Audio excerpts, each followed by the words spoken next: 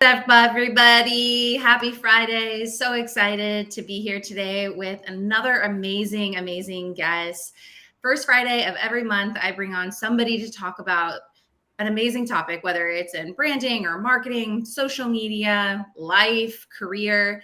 And today's just like any other amazing Friday. I brought on a guest with Katie Brinkley.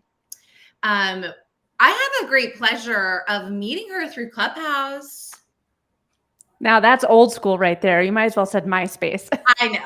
Literally. Remember that thing, Clubhouse? I know. When we all willingly sat on never-ending conference calls. Yeah. Yeah. And she's one of the people that I've continued to really stay in touch with and support each other. And she's just really awesome, super knowledgeable.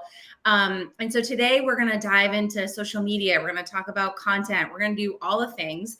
Please say hello. Let us know where you are listening or watching from.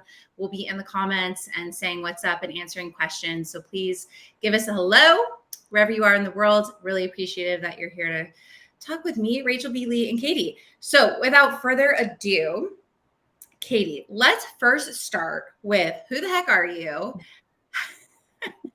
What was your journey before, you started your company? Because you were, we did different things. Talk a little bit about you and your journey to where you are today.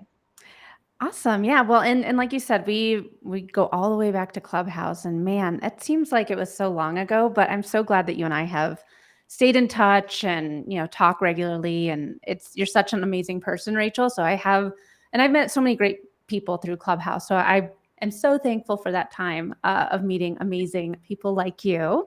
But my name is Katie Brinkley. I'm a social media strategist, and I have a social media agency based out of Denver, Colorado. We've been in business for about 7 years now. And I started my social media journey back in 20 years ago with MySpace. And it's not that I just had a MySpace account. I actually worked for the college radio station, and one of my jobs there was to get bands to send us their music for free. And we were writing handwritten letters and sending them up in the mail.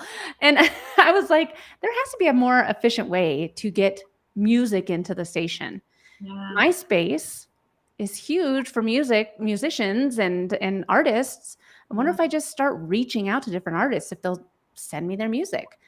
And so I started getting all this music into the station. I started having live interviews with different bands. I was doing giveaways with merch.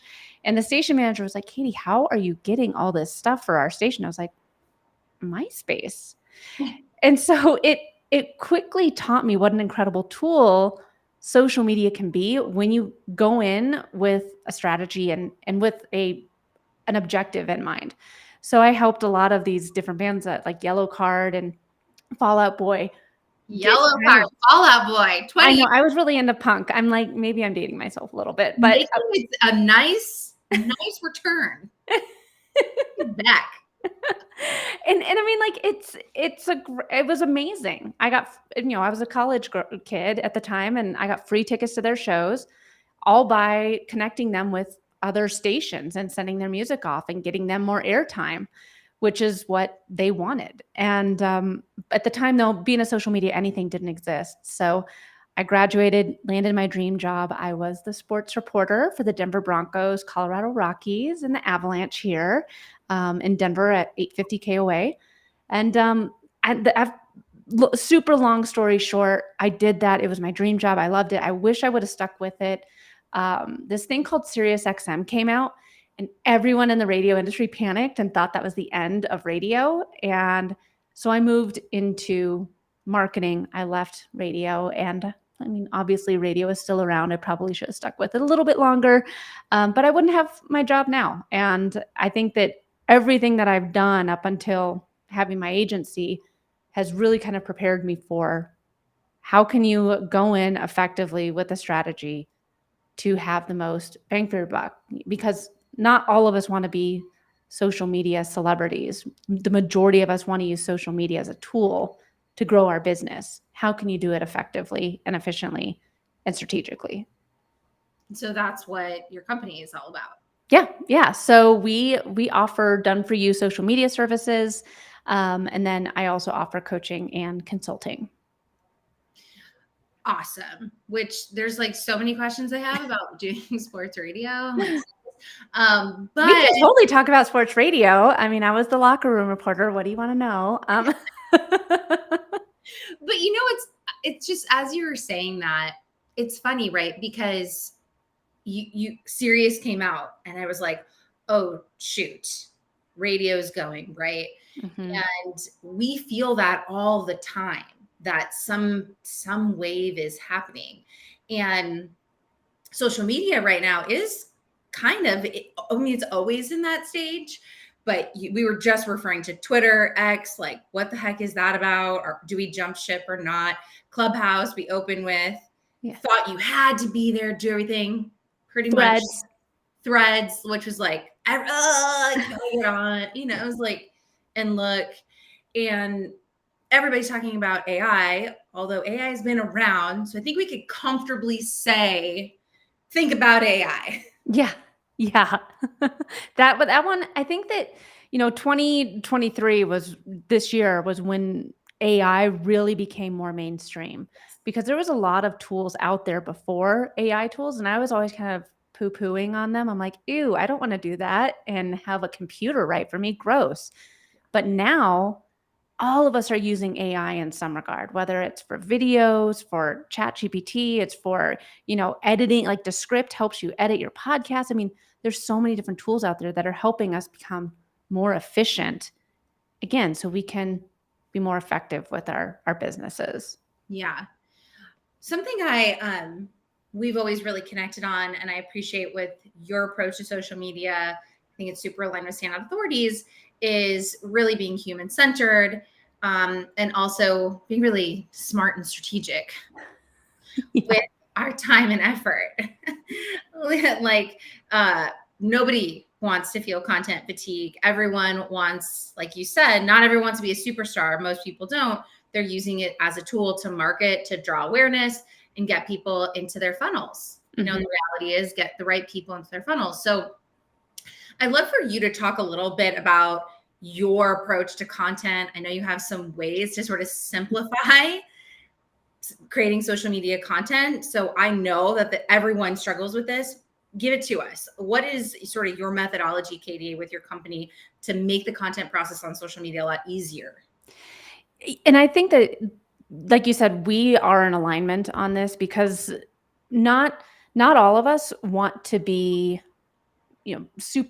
super well. We don't all want to be Jake and Logan Paul, or, I mean, not all of us want to have just a ton of followers. I don't know about you, but my business is in social media, but that doesn't mean I'm an influencer. Yeah. And that's very, very different ways of creating content, how often you should show up with your content. And what my strategy is, how you can show up is four times a week, or I mean, I use the same strategy way back in March. I was going through kind of a tough time and I had a really hard time creating any sort of content. So I created 4 posts for the whole month. I still did the strategy. And March was one of my best months ever for my business. I had more leads coming in. I know. And I don't like telling that, but yes, I know it was 4 posts One total. post a week. 1 post a week. Yeah. On which platforms? So it was on LinkedIn, 4 posts a week. And then I did very similar but different posts on Facebook. And I only did 2 posts on Instagram. And we were talking And total. total. So the 4 posts. Wow. Okay. So you're talking. Like I said, I'm not saying to do this all the time. I No, think but I mean, 4 a week is good, but if you do this strategy, it'll work. yeah. So you brought down the post of you weren't doing it every single day. Mhm. You picked. You're on Instagram, LinkedIn, and you did Facebook. It sounds like. Mhm. Yeah. Okay. And with this, I think that keep in mind, I do social media for businesses, but for my business, I've only been using LinkedIn and Instagram. It wasn't until this year that I incorporated Facebook because I didn't have the capacity. Yeah. All of these platforms you have, and Rachel, you and I have had this conversation before, just about how you create content on every platform. And there is no copy and paste. Can you click the little toggle button on Instagram to make it so your Instagram posts go to Facebook? Oh my gosh, am I still here? I lost you. You're here with me. Okay, my computer just turned off. Sorry. So can you do the little toggle saying that you are posting your post from Instagram to Facebook? Yeah, but it's not going to work the best way. The way that the platform is, the algorithm is built, and they want you to create content. Yeah. All of these platforms have different ways of creating content. LinkedIn, you have the PDF, like carousels, you have LinkedIn lives, you have LinkedIn audio rooms. I mean, there's all these different ways of creating content, and it's different for every platform. How can you show up and get the most bang for your buck the way that the platforms want you to create content, so that you're still checking the boxes of like, okay, I've created this type of content and your audience is resonating with it as well. Does that all make sense? Because I mean, we've talked about this before with Instagram, because it's tricky. Instagram's a tricky one. Okay, let's talk about Instagram, because I have a love-hate relationship. I to your point of like, I only have so much capacity, period. And that's something we both, again, align on, where I say the same thing to our clients and the same thing to people. If you don't have the capacity to do a good job on every platform, then go where you don't do it.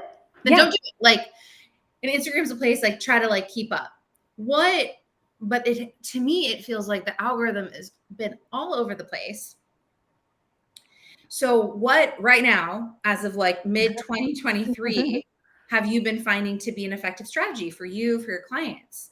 So with the 4-post strategy, it's the awareness to action strategy. And again, think about what platforms you have the capacity to create content for.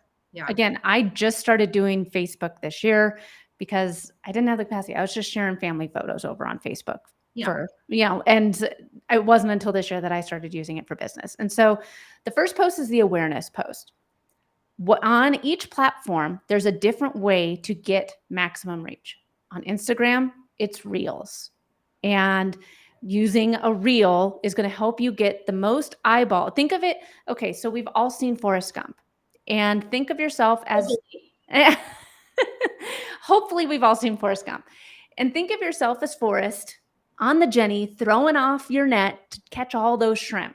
You want to get a full thing of shrimp in. We might get a boot. We could get some lobster, maybe a couple crawdads. Who knows what we're going to get? But we want to just get as much as we possibly can.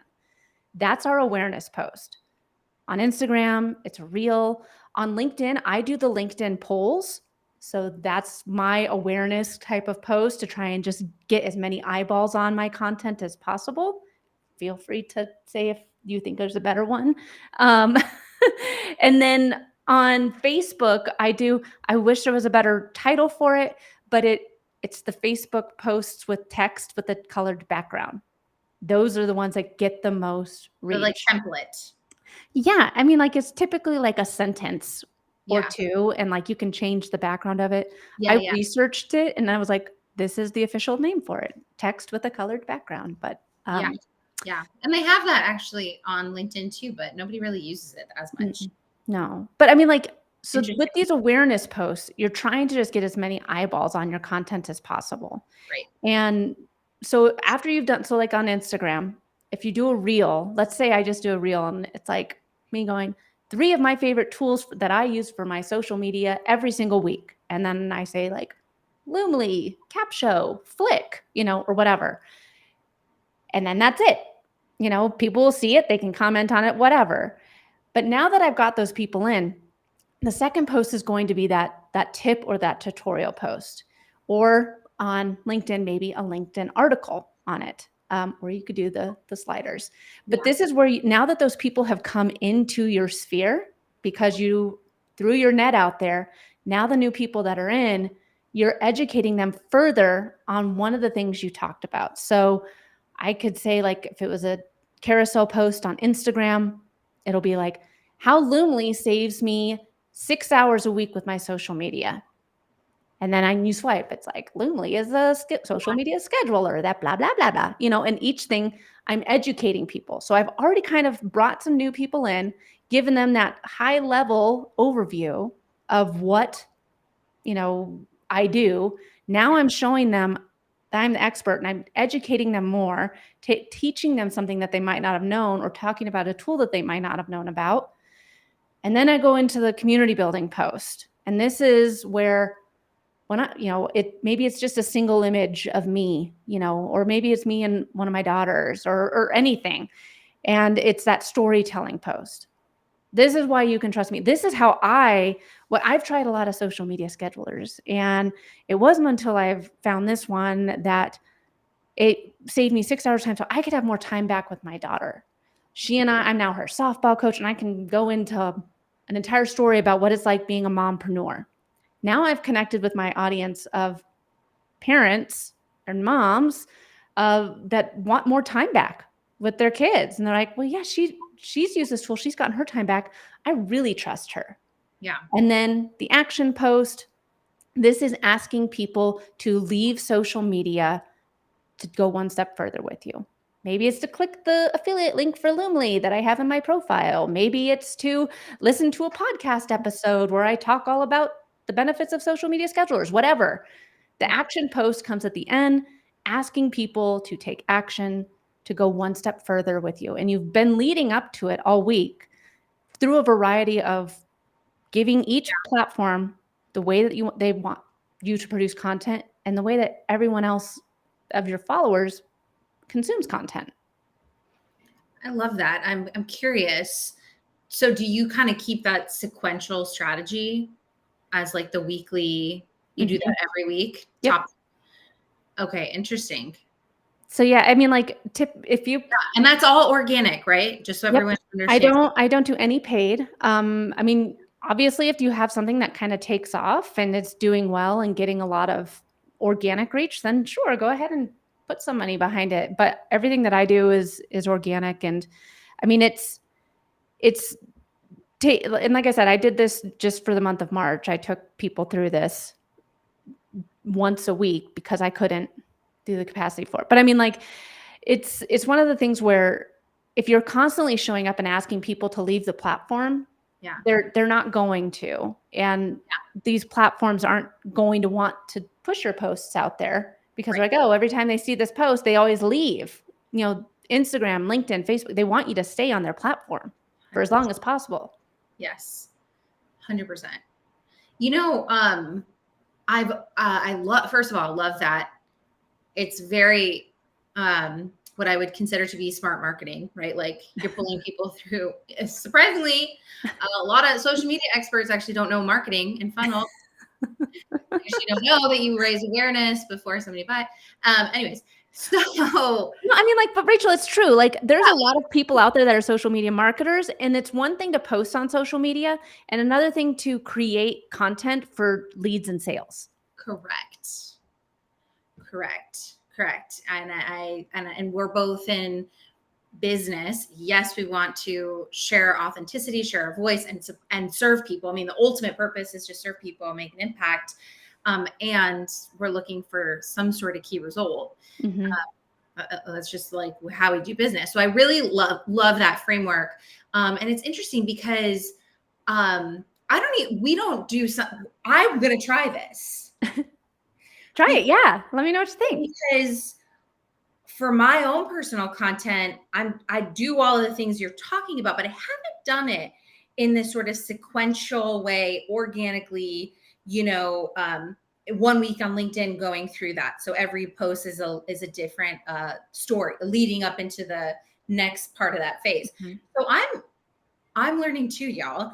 I love that. And all the pieces, Kay, that you're talking about though, is how do you drive the intrigue? How do you give and educate, right? That knowledge, that advice. How do you create a story so people connect with you deeper so that they want to actually click and sign up? Mm-hmm. I mean, those are tenets. Yeah. Doing great content and great marketing. So that's awesome, Katie.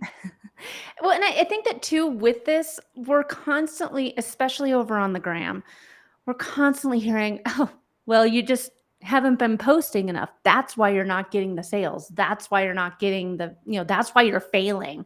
But really, you're, you don't need to post so much. When you have this, you just need to know, okay, this is what I'm talking about, this one topic, this week. And I mean, like I said, the example of the reel, the 3 tools I use every week for social media. The next week, I could do another post about like now Cap Show. And then the following week, I could do one all about Flick. That's 3 weeks worth of content based off of one, maybe 15-second video. Yeah. Well, and to your point, like it's all about rinsing and repeating. Like the name of the game. And even with, I've just continued to learn this in our business. And as I've put myself out there more and more, that you have to know your pillars, know what you're going to talk about, what's your expertise, know that what should be super clear and super ownable to you, and over and over and over and over again, and little pull this tip. But it's like, I feel like people are constantly trying to reinvent the wheel. Yeah. And well, I mean, like, it's so true. Constantly trying to reinvent the wheel. And like, so I have a podcast and, the video cast here, like you could take what we talk about with this and turn this into at least 4 pieces of content in addition to this. It just because, I mean, as much as we'd like to think that everybody sees and remembers all of our posts, the algorithm isn't helping us that much. And 2 people have lives. I mean, people might be in Mexico for a week and not be on their phones or whatever. You never know. Well, and I mean, how many posts do you read the whole post? So I think I'm a minority because I'm not, and Rachel, I'm not a video person. Like doing reels, doing lives like this, it makes me really nervous. But you do it. I do it. But I mean, my feed on Instagram looks very different than maybe your feed. Like, so I have the pleasure of seeing a lot of different feeds because of the agency. You might do a carousel post and it'll show it to me, even though it was made 5 days ago. Whereas you might do a reel like right after we're done with this, and I might never see it because most of the time when I'm on Instagram or on social media, I'm watching some sort of cartoon with my kids and I don't have the sound on. So I scroll right past those videos. But give me a good carousel post with a long caption and I'm all in, So you have to keep that in mind that everyone has a different way of how they best consume content. It's so true. That's such a good point. I always talk about like sort of multi-sensory experience, and how often, people just kind of forget that most likely they didn't read the whole post. Mm-hmm. So if you wrote 200 words with our own team, we write great copy, but if our graphic or the carousel sucks, nobody's going to read this great copy. Yep. So we're constantly as a team trying to get our copy more and more succinct, getting help from AI to simplify, bring in the brand voice, and make sure that the graphic and carousels and videos like that can help kind of bring both of the pieces together, because people aren't just reading. Sometimes they're listening. To your point, like you're never having sound on.